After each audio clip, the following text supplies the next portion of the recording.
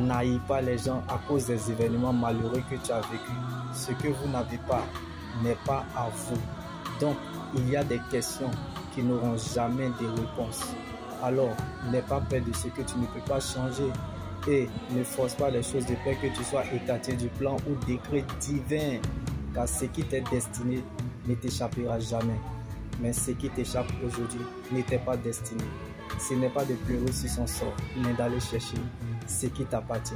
Comme Jésus est né dans une mangeoire, il n'y avait plus de place pour lui dans la salle des hôtes.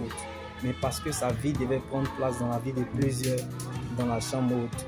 S'il n'y a personne pour t'aider, c'est parce que tu dois aider plusieurs. Alors, ne cherche pas à savoir si les gens sont avec toi, mais cherche plutôt à savoir si Dieu est avec toi. Si les gens n'ont rien à faire avec toi, c'est parce que Dieu a quelque chose à faire avec toi. Donc, ne force pas une porte fermée, car en forçant la porte fermée, vous empêchez aux autres portes qui vous attendent de s'ouvrir. Comme Jésus était victime d'injustice, rejeté, humilié, condamné à la puissance civile, oublié par les siens, abandonné de tous. Pour eux, c'en était fini. Ils ont voulu qu'il finisse charpentier.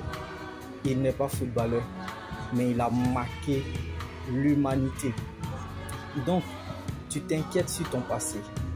Pourtant, Jésus a un rendez-vous avec toi au présent et Christ a une accélération pour toi au futur. Alors, oublie le passé amer. Apprécie ton présent Jésus afin que ton futur soit meilleur avec Christ pour toujours. Si Dieu ne vous protège, personne ne peut vous protéger comme Jésus.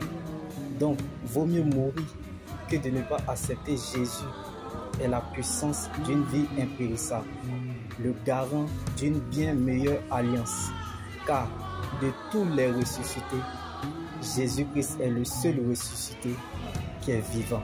Oui, laisse-moi te choquer. De tous les ressuscités qui sont morts, Jésus-Christ est le seul ressuscité qui est vivant.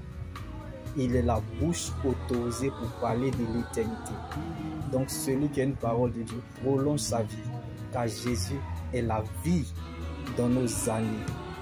Vous parlez de sa force et vous autres de sa puissance. Mais moi, je parlerai de sa fidélité sur la route de la vie éternelle. Je peux tomber, trébucher, même les yeux fermés, mais à cause de la parole de Dieu, je continuerai toujours à avancer vers la direction du ciel, car c'est là ma finalité. Je ne sais pas si l'espérance en la parole de Dieu fait vivre, mais moi, elle m'empêche de mourir, car la destinée n'est pas la destination. Donc la chaussure qu'on porte en fonction de la distance à parcourir. Alors ne laisse personne te priver de ton éternité, qui est l'enjeu majeur de ton existence. Reste focalisé sur le Seigneur Jésus-Christ seul, car la cause, la valeur et la raison de ton existence, c'est ton salut en Jésus.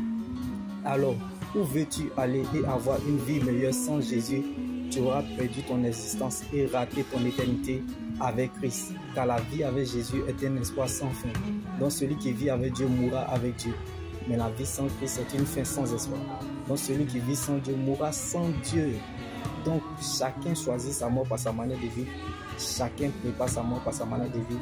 Et chacun mourra par sa manière de vivre.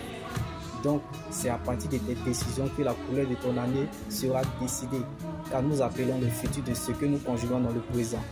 Donc ce que nous vivons sur la terre n'est pas ce que nous allons vivre dans l'éternité. Comme la Bible pouvait nous le dire, le châtiment qui nous donne la paix est tombé sur lui. Et c'est par ses meurtrissures que nous sommes guéris. Donc, il est venu libérer les captifs. Là dont l'ordonnance nous condamnait et qui subsistait contre nous, bien-aimés, la Bible pouvait nous le dire qu'il a effacé là dont l'ordonnance nous condamnait et qui subsistait contre nous. Il a détruit en le clouant à la croix. Donc ce sont nos souffrances qu'il a portées. C'est de nos douleurs qu'il s'est chargé. Je ne sais pas là où tu te situes. La bénédiction n'a pas d'adresse. Jésus t'aime plus que la bénédiction. Mais son amour ne te forcera pas à le suivre. On ne l'a pas choisi. C'est lui qui nous a choisis. Personne ne s'est sauvé lui-même. C'est Jésus qui allait le chercher. Aimer Dieu, c'est d'abord le connaître. Connaître Jésus, c'est se découvrir. Le but de Dieu, qu'un chrétien devienne un disciple obéissant.